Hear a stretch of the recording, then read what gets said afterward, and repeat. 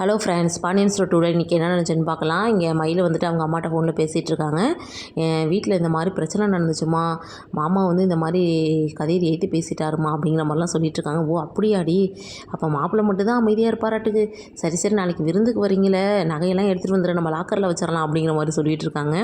அடுத்து பார்த்தா இங்கே ராஜி வந்து பார்ட் டைம் ஜாப்பாக என்னென்ன செய்யலாங்கிற மாதிரிலாம் வந்து பேப்பரில் நோட் பண்ணிகிட்டு இருக்காங்க. கோமதியும் மீனாவும் வராங்க. என்ன ராஜி, என்ன பண்ணுறங்கமோ இல்லை, அவன் மட்டும் தனியாக வேலைக்கு போய் சம்பாதிக்கிறது எனக்கு கஷ்டமாக இருக்குது, அதை நானும் எதுவும் பார்க்கலான் இருக்கேன் அப்படிங்கிறப்ப மயில் வந்துட்டு பேசாமல் டியூஷன் எடுக்கலாமே அப்படின்னு சொல்கிறாங்க. ஓ இது நல்ல ஐடியா அப்படின்னு மீனாவும் சொல்கிறாங்க. சரி அதெல்லாம் இருக்கட்டும், நீங்கள் வந்துட்டு இனிமேல் என்னை மயில்லாம் கூப்பிடக்கூடாது, உங்களை விட நான் பெரிய பொண்ணு தானே, என்னை அக்கான்னு தான் கூப்பிடணும் அப்படிங்கிற மாதிரி அதிகாரம் பண்ணுறாங்க நம்ம மயில். சரிங்கக்கா, நாங்கள் இனிமேல் உங்களை அக்காடே கூப்பிட்றோம் அப்படின்னு 2 பேரும் சொல்கிறாங்க. அடுத்து ராஜி வந்துட்டு பேசாமல் நீங்களும் டியூஷன் எடுக்குவாங்க, நம்ம 2 பேரும் சேர்ந்து செய்யலாம் அப்படின்னு சொல்லவும் மயில் ஐயோ மாட்டிக்கிட்டோமே நினச்சிக்கிறாங்க.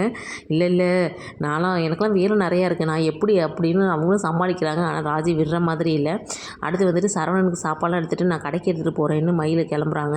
கோமதி சொல்லியும் கேட்கவே இல்லை. உடனே பாண்டியன் வந்துட்டு ஏன்பா கஷ்டப்படுற, நீ ஆட்டோவில் போ அப்படின்னு சொல்கிறாங்க. இங்கே ராஜியும் மீனாவும் ஒருத்தருக்கு ஒருத்தர் பார்த்துக்கிறாங்க. பாரு, நான் கூட்டிகிட்டு வந்த பொண்ணுங்கவும் புருஷனுக்கு வந்து சாப்பாடு எடுத்துகிட்டு போகுது, ஆனால் உங்களுக்கு அந்த மாதிரிலாம் தோணலை அப்படின்னு சொல்லி திருப்பி அசிங்கப்படுத்துகிறாரு. அடுத்து வந்துட்டு இங்கே சரவணையை வந்துட்டு சரி வெளியே போய் சாப்பிட்லான்னு கிளம்புறது கரெக்டாக மயில் கொண்டு வந்துடுறாங்க. எனக்கு ரொம்ப சந்தோஷமாக இருக்குது, மயில் அப்படி இப்படி நான் ஒரு புகழ்ந்துட்டுருக்காரு. பார்க்கலாம்.